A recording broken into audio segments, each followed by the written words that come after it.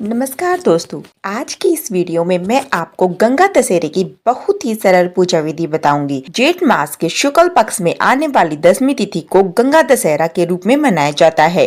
शास्त्रों के अनुसार इस दिन गंगा मैया का पूजन और गंगा स्नान करने से सभी प्रकार के पाप नष्ट हो जाते हैं। हो सके तो आप गंगा के किनारे जाकर गंगा स्नान और गंगा पूजन करें। लेकिन अगर किसी कारणवश आप गंगा के किनारे नहीं जा रहे हैं तो घर पर ही बहुत आसानी से आप गंगा जी का पूजन कैसे कर सकते हैं, इस वीडियो में मैं आपको दिखाऊंगी। आप अपने घर के आंगन में या मंदिर के सामने यह पूजन कर सकते हैं। और हाँ, गंगा दशहरा के दिन गंगा जलयुक्त जल से स्नान जरूर करें ताकि आपको गंगा स्नान के समान फल प्राप्त हो सके। तो देखिए, गंगा दशहरा के दिन सुबह सुबह स्नान आदि करने के बाद में जिस जगह पर आप पूजन कर रहे हैं उसे अच्छे से साफ कर लेंगे। उसके बाद उस पर हम रंगोली बनाएंगे या स्वास्तिक भी बना सकते हैं। फिर हमने परात ले ली है। देखिए, पूजा में प्रथम जो हम काम करते हैं, सबसे पहले हमें एक बड़ा बर्तन चाहिए होता है, शुद्ध बर्तन होना चाहिए। तो देखिए, यह झूठा कभी नहीं होना चाहिए, इसलिए परात को पूजा में यूज किया जाता है क्योंकि परात को काफी शुभ माना जाता है। अब इसमें सबसे पहले हमें गंगा जल निकालना होता है, तो पहले हम गंगा जल डालेंगे, उसके बाद में हमें शुद्ध जल डालना होता है। गंगा जल में जल मिलाया जाता है, कभी भी जल में गंगा जल नहीं मिलाया जाता। तो यहाँ पर पहले हमने गंगा जल डाल लिया है, उसके बाद हमें शुद्ध जल डालना है। इस तरह से हमने कृत्रिम गंगा उत्पन्न कर लिया है अपने लिए। इस तरह से कृत्रिम गंगा बना करके हम यहाँ पर गंगा जी का पूजन करेंगे। गंगा दशहरा का दिन है तो हमें 10 दिए जरूर जलाने हैं। देखिए, एक दिया मैं गंगा के अंदर जला रही हूँ, उसके बाद बाकी सारे हमें इसके चारों तरफ जलाने होते हैं। टोटल हमें 10 दिए यहाँ पर जलाने होते हैं। यह काफी शुभ माने जाते हैं। तो गंगा दशहरा के दिन आप घर पर पूजन करें या गंगा किनारे पूजन करें, 10 दिए आपको जरूर जलाने हैं। फिर उसके बाद में हम तिलक करेंगे। फिर तिलक करने के पश्चात हम अक्षत समर्पित करेंगे।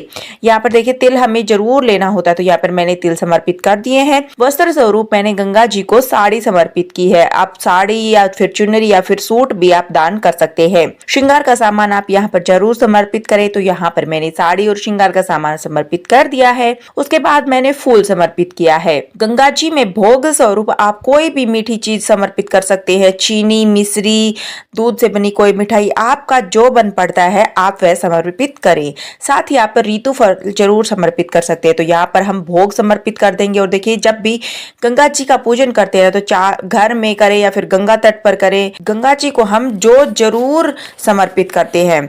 कोई भी शुभ काम होता है तो जो का जरूर उपयोग किया जाता है। तो ऐसा कहा जाता है कि अगर आपने गंगा जी में जो बोए है तभी यह शुभ काम हुआ है।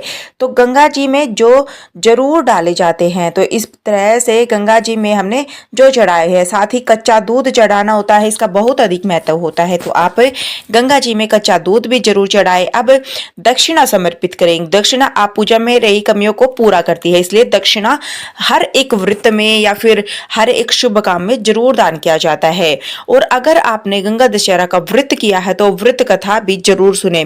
अपने सीधे हाथ में फूल या फिर चावल या फिर तिल ले, इनमें से कोई एक चीज लेकर के आप कथा सुन सकते हैं। कथा का वीडियो मैं आपको मेरे चैनल पर दे दूंगी, लिंक आपको डिस्क्रिप्शन में मिल जाएगा। कथा सुनने के पश्चात यह फूल हमें गंगा जी में छोड़ देने हैं। उसके बाद जो आपने 10 दिए किए हैं ना, उन्हें में किसी भी दिए से आप आरती कर सकते हैं। या तो आप बहुत ही प्रेम पूर्वक गंगा जी की आरती करेंगे और पूरी पूजा करते हुए हर मिनट आपको जय गंगा मैया का उच्चारण लगातार जरूर लगाना है। तो इस तरह से हमारी पूजा पूर्ण हो जाएगी। माँ गंगा की कृपा आप सभी पर बनी रहे।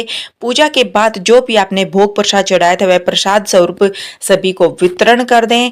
आपने जो साड़ी और जो श्रृंगार का सामान चढ़ाया था वह किसी भी गरीब को दान कर सकते हैं, या फिर आप मंदिर में दान कर सकते हैं, पंडिताइन को कर सकते हैं, या फिर आप अपनी सास को भी दान कर सकते हैं। जो भी आपके जो ऋतुफल जो आपने चढ़ाए थे वह प्रसाद स्वरूप सभी को बांट दे। इस तरह से हमारी पूजा संपन्न हो जाएगी। अब देखिए, अगर आप ये पूजा सुबह कर रहे हैं तो शाम को जो ये जल है वो आप पौधे में सिंचित कर दे। और अगर आप शाम को पूजा कर रहे हैं तो आप सुबह पौधों को सींच दे। इस तरह से बहुत ही सरल पूजा विधि आप घर पर गंगा दशहरा की कर सकते हैं।